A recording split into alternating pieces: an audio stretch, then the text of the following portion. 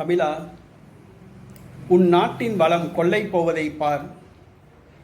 தமிழா, உன் நாட்டின் வளம் கொள்ளை போவதை பார் என்ற தலைப்பில் இந்த காணொளியை நாம் காண்கின்றோம். இந்த தமிழர்கள் ஆண்ட பூமி, சங்க தமிழகம் சிறப்பாக செழுமையாக இருந்தது. இதை சங்க இலக்கியங்கள் வாரியாக நாம் அறிகின்றோம். நல்ல விவசாயம் செய்து பசுமையாக இருந்த இந்த பழந்தமிழர் நாடு இன்றைக்கு சீரழிந்து போய் உள்ளது என்று தான் சொல்ல வேண்டும். தமிழ்நாட்டில் தெலுங்கர்கள் ஆட்சி செய்ய ஆரம்பித்த பின்பு தமிழர்களின் வளங்கள் கொள்ளையடிக்கப்பட்டு வருகின்றன என்பதை நாம் உணர்ந்து கொள்ள வேண்டும். நீர்வளம், நிலவளம், காற்று வளம், மண் ஆகியவை நம்முடைய வளங்கள். எந்த வளம் இல்லை இந்த திருநாட்டில், ஏன் கையை ஏந்த வேண்டும் வெளிநாட்டில் என்ற ஒரு பாடல் கூட உள்ளது. அனைத்து வளங்களும் உள்ள நாடுதான் இந்த தமிழ்நாடு. கியூபா, அது ஒற்றை வளம் உள்ள நாடு. கரும்பு மட்டும்தான் அங்கே விவசாயம், கரும்பு தான் அவங்க தொழில், வேறு எந்த தொழிலுமே அங்கே கிடையாது கியூபாவில். ஆனால் இன்றைக்கி கியூபா உலகத்திலேயே ஒரு முன்னணி நாடாக உள்ளது. ஆனால் இங்கு பல வளம் உள்ளது. நீர்வளம், நிலவளம், காற்று வளம், இயற்கை வளங்கள், விவசாயம் என்று பல வளங்கள் உள்ளது. ஆனால் இந்த தமிழ்நாட்டின் வளங்கள் சுரண்டப்படுகின்றன, கொள்ளையடிக்கப்படுகின்றன. இதை நாம் உணர்ந்து கொள்ள வேண்டும். தமிழகத்திலே மலைகள் எல்லாம் பெயர்த்தெடுக்கப்படுகின்றன. மலைகள் முந்திலாம் கோயில் கட்டுவாங்க, இப்போ ஒன்றும் கோயிலெலாம் கட்டுறது கிடையாது. ஆனால் மலையை காணோம். கன்னியாகுமரி பக்கம் மலைகளெல்லாம் பெயர்த்து எடுக்கப்படுகின்றன. ஏன் மலையை பெயர்த்தெடுக்கிறீங்கன்னு கேட்டிங்கன்னா, கன்னியாகுமரியிலேருந்து மலையை கொண்டு போய் பெயர்த்தெடுத்து கற்களை கொண்டு போய் எங்கே கடத்துகிறான்? கேரளாவுக்கு கடத்துகிறான். ஏன்டா கேரளாவுக்கு கடத்துறீங்க அப்படின்னு சொல்லி கேட்டால், கேரளாவில் துறைமுகம் கட்டுறான்னா அதுக்கு கல் தேவைப்படுதான், அதுக்கு தமிழ்நாட்டில் இருக்க மலைகளை பெயர்த்தெடுக்கிறான். நீ கேரளாவில் தானே துறைமுகம் கட்டுற, அப்போ கேரளாவில் இருக்க மலைகளை பெயர்த்தெடு அப்படின்னு சொன்னால், கேரளாவில் ஒரு சட்டம் இருக்கான், மலைகளை உடைக்கக்கூடாது, அதனால் சட்டம் இருக்குது. அதனால் நாங்கள் தமிழ்நாட்டிலேருந்து மலைகளை உடைச்சி நாங்கள் அனுப்புகிறோம் அப்படிங்கிறாங்க. கேரளாவில் சட்டம் போட்டிருக்கான்ல மலைகளை உடைக்கக்கூடாதுன்னு, அதே மாதிரி இங்கே சட்டம் போடு. இங்கே சட்டம் போட வேண்டியதானே, மலைகளை பாதுகாக்க வேண்டியதானே. அவனுக்கு மலைகளை பாதுகாக்கணும்னு அறிவு இருக்க போய் தானே நான் மலைகளை உடைக்கக்கூடாதுன்னு சட்டம் போட்டிருக்கான். அப்போ நீ இங்கே மலைகளை உடைக்கக்கூடாது, பெயர்த்தெடுக்கக்கூடாதுன்னு சட்டம் போடு, இங்கே உள்ள மலை வளத்தை காப்பாற்று அப்படின்னு சொன்னால் கண்டுக்கலை. கள்ள கடத்தல் தனமாக மலைகளை பெயர்த்தெடுத்து கற்களை கடத்துகிறான். காவல்துறை உறுதுணையாக இருக்குது. இன்றைக்கி கன்னியாகுமரி பக்கத்தில் மலைகளையே காணோம், பாதி மலையை காணோம், உடச்சி கரைச்சி எடுத்துட்டான். கிருஷ்ணகிரி பக்கத்தில் பார்த்தீங்கன்னா அங்கிட்டு இருக்க மலைகளை பூரா உடச்சி எடுத்து கர்நாடகாவுக்கு கடத்துகிறான். மதுரை மேலூர் பக்கத்தில் பார்த்தீங்கன்னா சர்க்கரை மலைன்னு ஒரு மலை இருந்துச்சு, அந்த மலையே காணோம். தமிழ்நாட்டில் மலைகளை பூரா பெயர்த்தெடுத்து கேரளாவுக்கும் ஆந்திராவுக்கும் கர்நாடகாவுக்கும் கடத்திக்கிட்டு இருக்காங்க. இதை கேட்குறதுக்கு நாதியே இல்லை. தமிழர்களுடைய வளம் இந்த மலை. இன்னும் போகிற காலத்தில் பார்த்தீங்கன்னா திருப்பரங்குன்றம் மலை இருக்காது, பழனி மலை இருக்காது, சுவாமி மலை இருக்காது. மலைகளை பூரா பெயர்த்தெடுத்துட்டான். அடுத்ததாக பார்த்தீங்கன்னா ஆற்று மணல். இன்றைக்கி ஆற்று மணலை கொள்ளையடிச்சிட்டான். இன்றைக்கி ஆறை காணோம். ஆற்று மணல்கள் பார்த்திங்கன்னா அப்படியே அங்கங்கே குண்டும் குழியுமாக கிடக்குது மணல். முந்திலாம் மணல் சீராக இருக்கும், அணையில் தண்ணி திறந்து விட்டால் தண்ணி வரும். இப்போ தண்ணி வரமாட்டேங்குது. என்னன்னு கேட்டிங்கன்னா அங்கங்கே கிடங்குல தண்ணி தேங்கிக்கிறது. ஒரு தடவை மதுரையில் சித்திரை திருவிழா 3 நாளைக்கு முன்னாடி வைகை அணையில் திறந்தால் 3ஆவது நாள் காலையில் அழகர் இறங்கும்போது கரெக்டாக தண்ணி வரும்.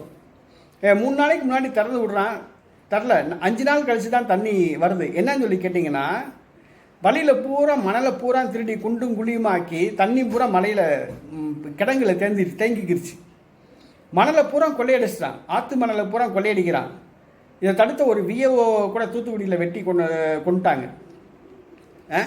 ஆற்று மணலை கொள்ளையடிக்கிறான். அடுத்து கம்மா மண். இப்போ கம்மா மண்ணை பார்த்தீங்கன்னா தூர்வாரணும் அப்படிங்கிற பேரில் தூர்வாரில் அவன் என்ன சொல்கிறான், அரசாங்கம் சட்டம் போட்டிருக்கு கம்மா மண்ணை அழிக்கலாம் அப்படின்னு சொன்ன உடனே கம்மாவில் இருக்க மண்ணை பூரா அள்ளி கடத்துகிறான். இந்த நாட்டின் மண் வளம் கொள்ளையடிக்கப்படுது, மலை வளம் கொள்ளையடிக்கப்பட்டிருக்கு.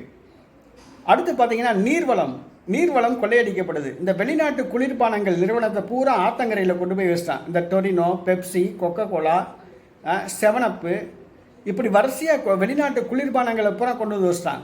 அடுத்து வந்து இந்த பிஸ்லரி மினரல் வாட்டர் தயாரிக்கிற நிறுவனங்கள் சொல்லி அந்த ஆத்தங்கரையோட பூரா வச்சுட்டான். வச்சு நீர்வளத்தை பூரா உறிஞ்சி விற்கிறான்.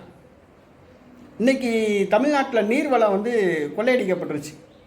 அடுத்து பார்த்திங்கன்னா தொழிற்சாலையிலேருந்து என்ன பண்ணுறான், ரசாயன தொழிற்சாலைகளை உருவாக்கி அதுகளை இந்த கழிவுகளை பூரா கீழே கொடுறான். தொழிற்சாலைகள் தமிழ்நாட்டில் தொழிற்சாலைகளை நிறுவனம், தமிழ்நாட்டில் தொழிற்சாலைகள் நிறுவனாலும் கூட வேலைவாய்ப்பு தமிழர்களுக்கு கிடையாது, வட மாநிலத்தை சார்ந்தவங்க தான் வேலை பார்க்குறாங்க. இந்த திருப்பூர் பக்கம்லாம் பார்த்திங்கன்னா கழிவுகளை பூரா கீழே கொட்டி ஆற்றுல பூரா வந்து கழிவு நீர் வந்து ரசாயன கலந்த நீர் வந்து வருது, விஷவாயு கலந்த நீர் வருது, நச்சு கலந்த நீர் வந்து ஆற்றுல போகுது, ஆற்று தண்ணி பூரா நுறையாக வருது. இன்றைக்கி ஈரோடு பக்கத்தில் பார்த்திங்கன்னா அந்த நீர்வளம் மாசுபட்டு ஈரோட்டில் 100க்கு ஒரு 30% பேர் கேன்சர் நோயால் பாதிக்கப்பட்டிருக்காங்க. ஈரோடு கிழக்கு தேர்தலுக்கு பூரா சொல்கிறாங்க ஈரோட்டில் 30% பேர் கேன்சரில் பாதிக்கப்பட்டிருக்காங்க. என்னன்னு சொல்லி கேட்டிங்கன்னா அங்கிட்டுள்ள தொழிற்சாலைகள் மூலமாக இந்த கழிவு நீரெல்லாம் வந்து பூமியில் விடுறாங்க. அப்போ குடிநீர் மாசுபட்டு குடிநீரில் வந்து விஷத்தன்மை அதிகமாகி கேன்சர் உருவாகுது. ஈரோடு பக்கத்தில் பூரா கேன்சர் 100க்கு 30% கேன்சர் நோயால் பாதிக்கப்பட்டிருக்காங்க. அடுத்தது பார்த்திங்கன்னா இந்த காற்று வளம் முந்திலாம் சுத்தமான சுகாதாரமான ஒரு தூய்மையான ஒரு காற்றை சுவாசித்தோம். இன்றைக்கி அப்படி கிடையாது. இன்றைக்கி ரசாயன தொழிற்சாலைகளை கொண்டு வந்து இது பண்ணிட்டான். இங்கே பாருங்கள், தூத்துக்குடியில் ஸ்டெர்லைட், அப்புறம் டிசிடபிள்யூ தாரங்கா, டிசிடபிள்யூ திருச்செந்தூரில் டிசிடபிள்யூ, கடலூர் பக்கத்தில் பூரா பார்த்திங்கன்னா ரசாயன தொழிற்சாலை. இந்த ரசாயன தொழிற்சாலைகளை பூரா நிறுவி காற்றை பூரா மாசுபடுத்துகிறான். விஷவாயு பூரா மேலே விடுறான், காற்று பூரா மாசுபடுது. மாசுபட்டு இப்போ கடைசியில் என்ன ஆச்சுன்னு கேட்டிங்கன்னா இன்றைக்கி நம்ம சுவாசிக்கிற அந்த தூய்மையான காற்று கிடையாது, விஷ கிருமிகள் கலந்த அந்த காற்றை தான் வந்து இன்றைக்கி நம்ம வந்து சுவாசிக்கிறோம். நிலைமை அப்படி போயிடுச்சு. விஷக்கிருமி கலந்த ஒரு காற்றை தான் வந்து நச்சு கலந்த காற்றை தான் வந்து நம்ம வந்து சுவாசிக்கிறோம். நிலம் மாசுபடுத்திட்டான், நீரை மாசுபடுத்திட்டான், காற்றை மாசுபடுத்திட்டான்.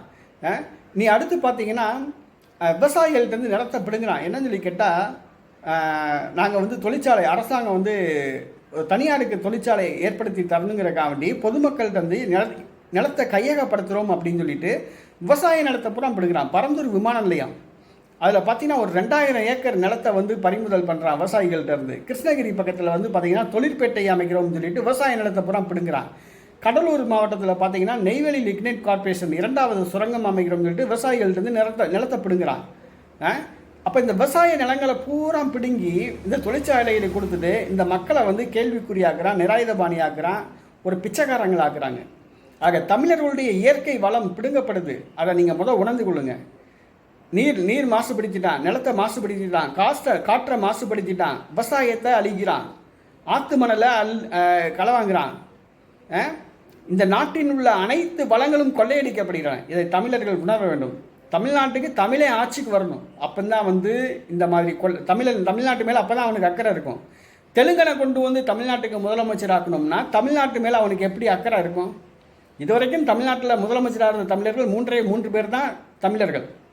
ஒன்று காமராஜர், அடுத்து ஓபிஎஸ், அடுத்து எடப்பாடி பழனிசாமி. மீதி அனைவருமே தெலுங்கர்களை கொண்டு போய் தமிழ்நாட்டுக்கு முதலமைச்சராக்குனா அவன் எப்படி தமிழ்நாட்டு மக்கள் மேலே தமிழ்நாட்டின் வளத்தின் மேலே எப்படி அக்கறை இருக்க மாட்டான்.